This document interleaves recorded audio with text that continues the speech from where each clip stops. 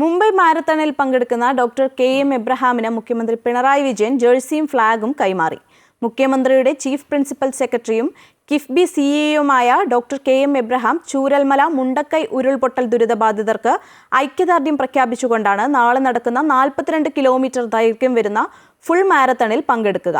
ദുരന്തബാധിതർക്ക് പിന്തുണ പ്രഖ്യാപിക്കുന്ന ജേഴ്സിയും ഫ്ളാഗുമാണ് മന്ത്രിമാരുടെ സാന്നിധ്യത്തിൽ മുഖ്യമന്ത്രി ഡോക്ടർ കെ.എം. എബ്രഹാമിന് കൈമാറിയത്. റൺ ഫോർ വയനാട് എന്ന ആശയത്തിൽ തയ്യാറാക്കിയ ജേഴ്സിയിലും ഫ്ളാഗിലും മുഖ്യമന്ത്രിയുടെ ദുരിതാശ്വാസ നിധിയിലേക്ക് ഉദാരമായി സംഭാവന നൽകാനുള്ള ആഹ്വാനമുണ്ട്.